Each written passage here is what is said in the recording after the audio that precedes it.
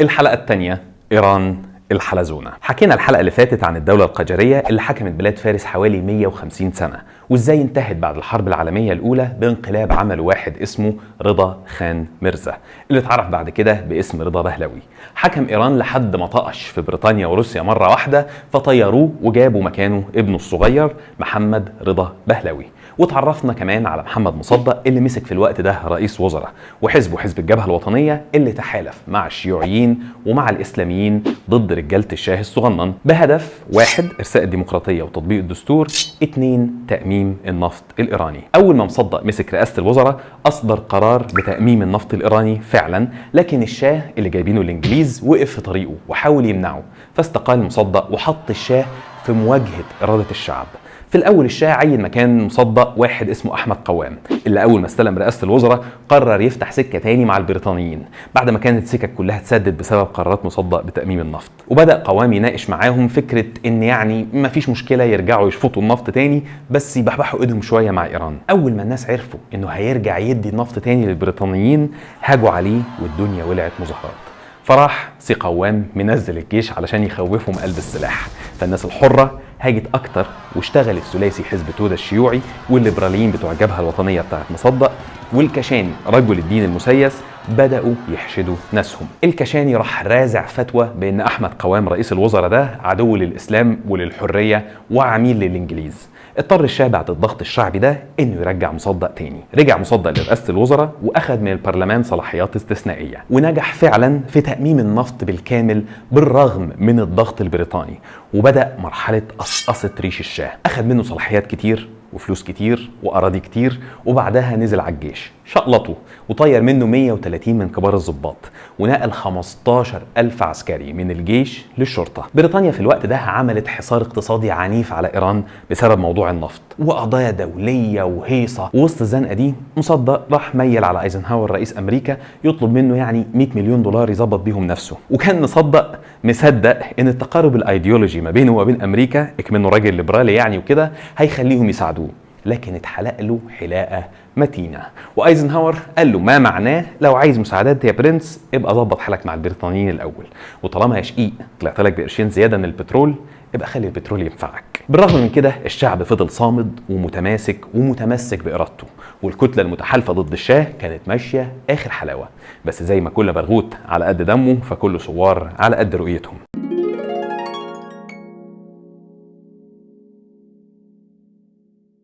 هيكل التحالف اللي بيبقى عابر للايديولوجيات ده، اشي علماني على اشي اسلامي على اشي شيوعي، بيبقوا مجموعة ناس متفقين على هدف محدد، لكن كل فرقة منهم ليها اهداف تانية خاصة بيها. فاي تحالف بالشكل ده في رأيي الشخصي يعني دايما بيواجهوا مشكلتين. المشكلة الاولى ان الهدف الاساسي اللي هم متفقين عليه غالبا ما بيبقاش كفاية انهم يحققوا التغيير بالكامل، يعني بيبقوا جابوا جول بس لسه ما كسبوش الماتش، فبيحتاجوا يعملوا اجراءات تانية بعد الهدف ده بناء على الاوضاع على الارض.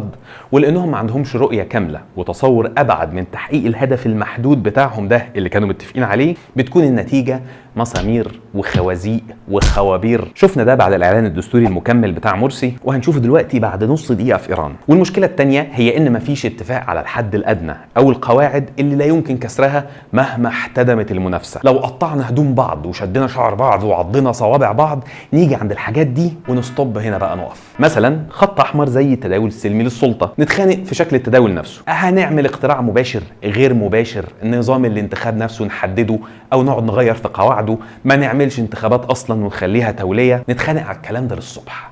بس اول ما نوصل للعنف استوب، مفيش، احنا اتفقنا تداول سلمي. مثال تاني الخط احمر هو رفض اي تدخل اجنبي. لينا بيت وباب مقفول علينا وعندنا قوانيننا ومحاكمنا وحالنا ومالنا، نتناقش بقى ونتخانق ونتشاكل زي ما احنا عايزين. اللي يخرج بقى يتصل بجون كيري ولا شاك هيجل ولا يروح يعيط لماما امريكا او بابا روسيا، لا، عندك هنا احنا مشاكلنا نحلها بينا. قواعد زي دي تبقى خطوط حمراء محدش يعديها، واللي يعديها يتخرط للوز. اللي حصل في ايران ان الهدف المحدود اللي اتفقوا عليه الشكل العام بيقول انه اتحقق او قرب يتحقق خلاص.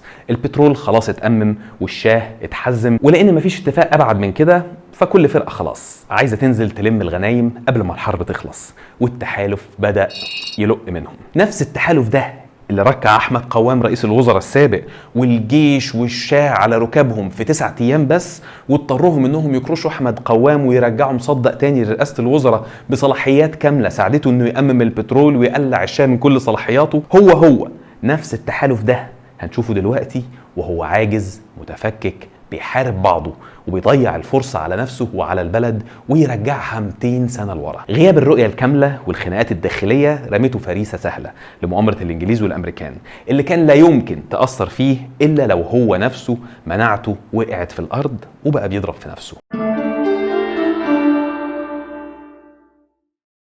التحالف متكون من محمد مصدق رئيس الوزراء ومؤسس الجبهة الوطنية، راجل وطني ليبرالي بيكره الشيوعية وشايفها مقززة، بس ما عندوش مشكلة خالص انه يتحالف معاها علشان يسيطر على الشاه وان ايران تبقى مستقلة. ومعاه حزب توده الشيوعي اللي يعتبر امتداد للحزب الشيوعي الايراني، وده يعتبر قطعة الشطرنج الروسي اللي موجودة في ايران، وهدفهم التخلص من سيطرة الانجليز والشاه وفتح المجال للمد الشيوعي وللروس داخل ايران. وآية الله كشاني اللي طبعا قرفان من الجوز وعايزها دولة متدينة محافظة ترجع للحوزة امتيازاتها ومكانتها اللي ضيعتها عائلة بهلوي. الحاجة اللي كانوا متفقين عليها كلهم هي السيطرة على الشاه وتأميم النفط وبس. علشان كده أول ما الشاه والدولة العميقة خدوا خطوة لورا خلاص بقى التحالف ملهوش هدف متفق عليه وابتدى يلق زي ما قلنا. وكل اللي كان محتاجه هو بس زقة صغيرة من المخابرات الأمريكية والبريطانية علشان ينهار تماما. ابتدت المشكلة تظهر من ساعة ما الجبهة وحزب توده اعترضوا على ترشح آية الله كشاني،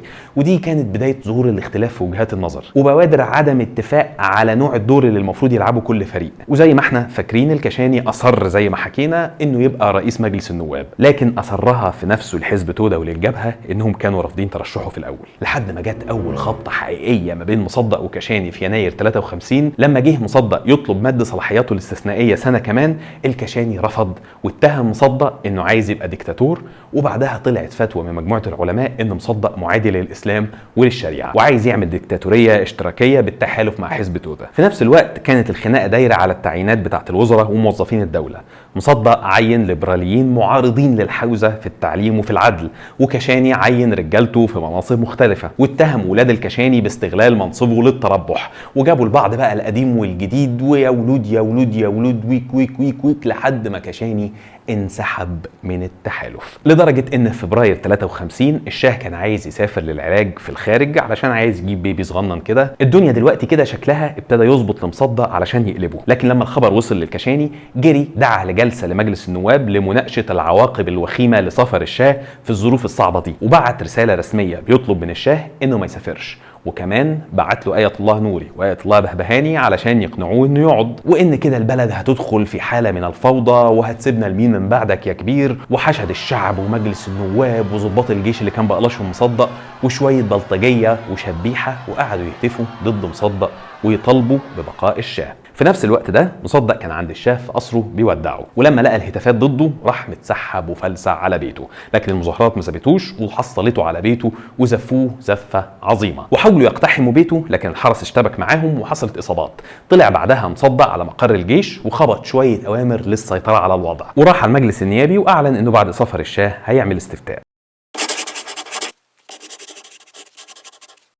هديت الدنيا. بعدها بيومين ولعت تاني حشد وحشد مضاد، وفي وسط الهيصة مجموعة من الضباط المتشقلطين حاولوا يستولوا على الإذاعة، فكان رد مصدق هو عزل رئيس الأركان اللي كان واحد من رجالة الشاه، وعزل كمان حاكم طهران العسكري، واعتقل شوية من الضباط المتقاعدين وزعيم المعارضة وشوية من قيادات توده اللي كانوا انقلبوا عليه وشاركوا في المظاهرات ورئيس حرس المجلس النيابي. كشاني اللي لسه لحد دلوقتي رئيس المجلس النيابي قال المجلس مش ممكن يجتمع إلا لما ترجع لنا قائد الحرس بتاعنا. وفي نفس الشهر جنب آبار النفط أبو قاسم باختيار رئيس قبائل البختيارية عمل إضراب مع شوية من قيادات الجيش المعارضة المصدق اللي منهم رئيس حرس مجلس النواب نفسه اللي تمت إقالته بمساعدة رجالة الشاه والمخابرات البريطانية، واستولوا على مراكز الشرطة اللي في المنطقة. بس قدرت الحكومة المركزية السيطرة على التمرد ده لكن بصعوبة كبيرة جدا.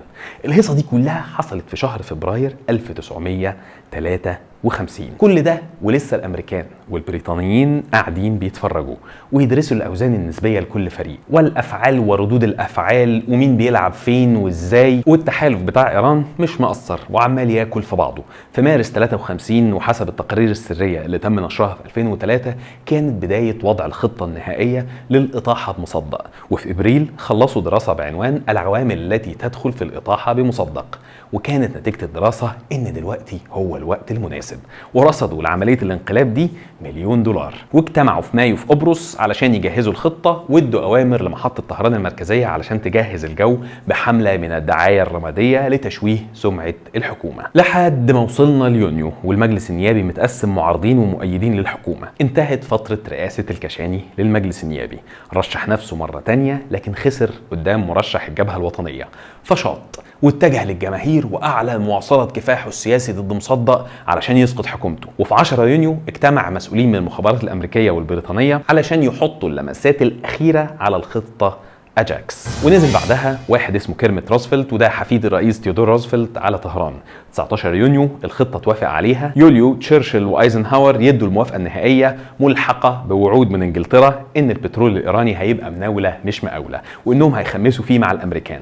هدف الخطة كان ببساطة هو خلع مصدق وتركيب رئيس وزراء تاني، وحددوا وقتها كمان اسم الرئيس الوزراء الجديد قبل بداية التنفيذ، وهو راجل عسكري اسمه فضل الله الزاهدي. المكونات بتاعت الخطة أجاكس: رجال دين، سياسيين، جيش، إعلام، زائد الخارجية الأمريكية. والميزانية $1,000,000.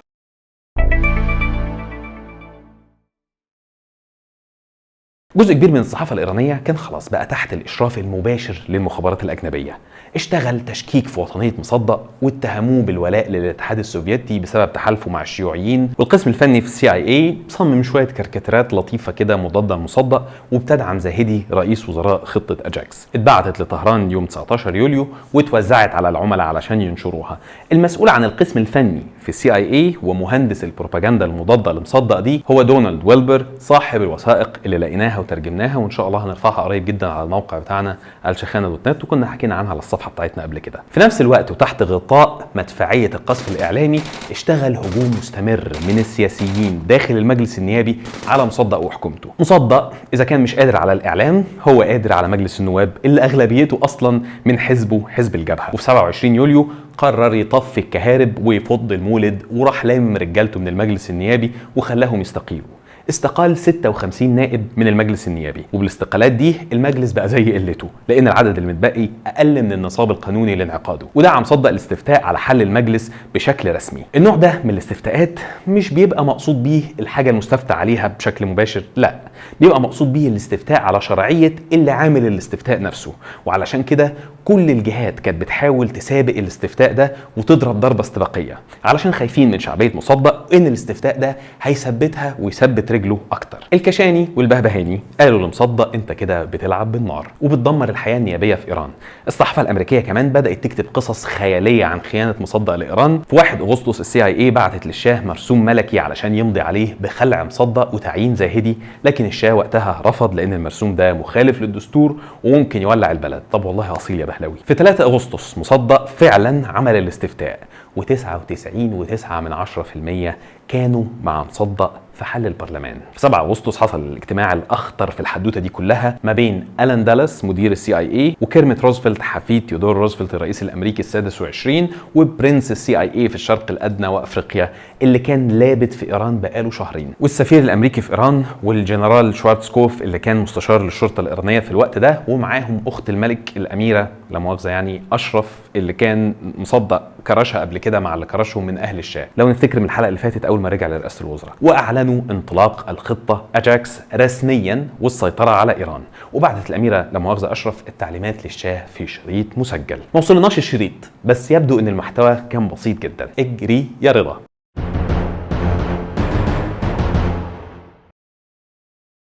12 أغسطس مصدق قرر ينفذ نتيجة الاستفتاء وراح للشاه علشان يمضيه على المرسوم بتاع إعادة الانتخابات، لكن البهلوي كان ضارب مايوه واخد عوامته البطة وطلع على كلاردشت يبلبط في الميه في شمال ايران. وهناك الشاه قلب اصله المره دي، ووقع فعلا على المرسوم المبعوث له من اخته لا مؤاخذه اشرف، وكلف العقيد نعمه الله ناصري رئيس الحرس الملكي بانه يوصل رسالتين، واحده لمصدق يقول له اخلع، وواحده للزاهدي يقول له اركب.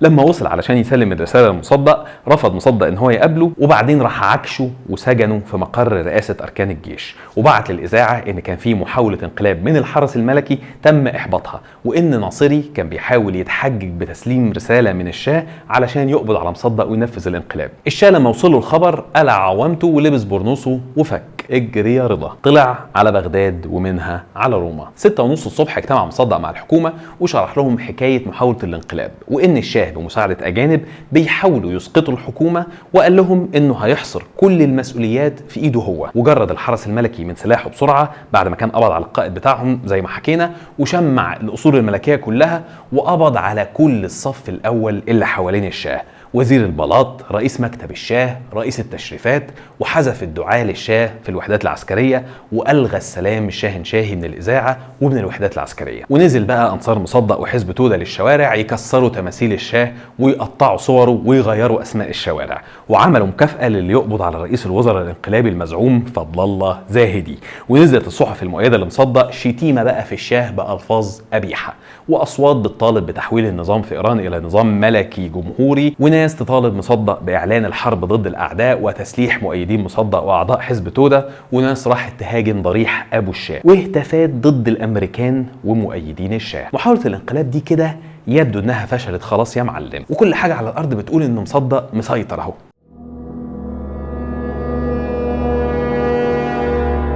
ونوصل ل 17 اغسطس، زاهدي اللي المفروض انه هربان من مصدق اعلن في الاعلان بتاع اجاكس انه هو رئيس الوزراء، وفي نفس الوقت عصابه الخطه اجاكس طبعوا كميات كبيره جدا من مرسوم خلع مصدق وتوليه زاهدي ووزعوها في كل مكان. وراح السفير الامريكي يسقم على مصدق، ويا برنس ما تلم اراضيشك بتوع توده دول اللي بيهددوا رعايانا وبيهتفوا بسقوط الشاه وضد امريكا. وفي وسط اللقاء راح ملقح عليه كلام انه راجل منزوع الشرعيه، وان المرسوم بتاع خلعه مترمي في كل حته، وفين شرعيتك يا مصدق. مصدق المغفل اتهت من تنطيط السفير الامريكاني، وامر الجيش فعلا بمنع مظاهرات حزب توده، وزي ما حتى قال في مذكراته انه عمره ما طالب بخلع الشاه واعلان الجمهوريه، وان سبب منعه لمظاهرات حزب توده هو هتافاتهم بسقوط الشاه واعلان الجمهوريه، ودي حاجه وحشه جدا، وشاهنشاهيتنا حماها الله رعاها الله. اشرب بقى امور. الشارع فضي تماما لايتام الشاه اللي منهم جزء كبير عصابه الخطه اجاكس هي اللي مأجراه. وفي نفس اليوم الكشاني بعت رساله بيقول لمصدق احسن لك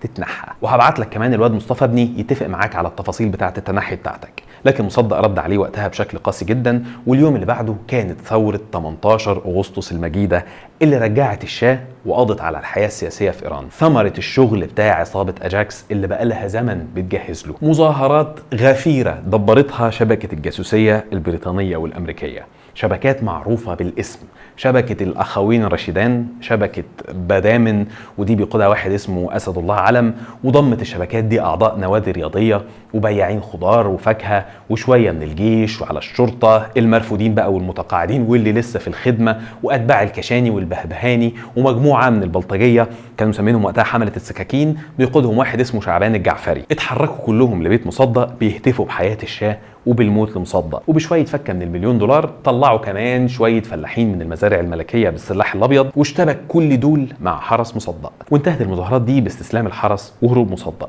تاني يوم على طول رجعت صحف اجاكس نشرت المراسيم الملكيه بتاعت اقاله مصدق وتوليه زاهدي، وطلعت مظاهره تانيه بس بدل ما تروح على مصدق بدات تخرب وتنهب في البلد وتشتم في مصدق، وحصلت اشتباكات راح فيها حوالي 300 قتيل. وتظهر هنا القياده اللي جهزتها اجاكس وعلى راسها الجنرال زاهدي من مخبأها، وانضم كمان معاهم الجيش للأحداث. وانتشرت الدبدبات بقى في العاصمة، وقصفوا مقر الإقامة الرسمي لرئيس الوزراء، وقبضوا على مصدق في نادي الضباط، وبعدين احتجزوه في سجن عسكري. وطلع زاهدي على مبنى الإذاعة والتليفون والبرق احتله، وأعلن بيان نجاح الانقلاب. وفي نفس الوقت تم الحكم بالإعدام على وزير الشؤون الخارجية ونائب مصدق وصديقه اللي اسمه حسين فاطمي بأمر محكمة عسكرية تم تشكيلها بأمر الشاه. ويوم 23 أغسطس الشاه يلم أشياءه ويرجع من روما لإيران جديدة قدر فيها الامريكان والبريطانيين دعاة الديمقراطية والحرية يبططوا له الحياة السياسية في ايران تماما، ويرجع هو ديكتاتور لا يسأل عما يفعل، وهم يشفطوا الزيت ببلاش. تم إلغاء كل التشريعات الإيجابية اللي كان مررها البرلمان بحجة عدم دستورية صلاحيات مصدق الاستثنائية، واتحكم على مصدق بالإعدام في محاكمة هزلية كده، وبعدين اتخفف ل3 سنين حبس انفرادي، وبعدها قعد تحت الإقامة الجبرية في أحمد أباد في شمال إيران لحد ما مات في 5 مارس 67. فلت مصدق من الإعدام، لكن صديقه حسين فاطمي ما فلتش، وتم تنفيذ حكم الإعدام فيه، واعتقل زاهدي الآلاف من المعارضة، وأعدم 40 من قيادات حزب توده، ورجع البترول الإيراني تاني للسوق بكميات كبيرة جدا. الجزء الأكبر منه راح لتنكات الأمريكان والبريطانيين مقابل تمويل الجيش وجهاز الشرطة السرية اللي اسمه السفاك. وأمريكا اللي كانت رافضة تسلف مصدق 100 مليون دولار وقت الحصار الاقتصادي البريطاني ادت للشاه مليار دولار. العالم المتحضر المتقدم الديمقراطي الجميل بيتآمر على ديمقراطية وليدة واختيارات الشعوب، وبيدعم بشكل واضح نظام ديكتاتوري شاهنشاهي. وبعودة إيران لحظيرة النعاج تنتهي الحلقة دي من سلسلة إيران، وانتظرونا الحلقة اللي جاية واللي هتبقى عن إزاي صعدت المعارضة الدينية في إيران، وحكاية النجم الجديد اللي صعد زي الصاروخ في سماء المعارضة الإيرانية، وإزاي قدر إنه يسيطر على الثورة الإيرانية وينهي الحكم الشاهنشاهي في إيران، ويبدأ عصر جديد، عصر الجمهورية الإسلامية.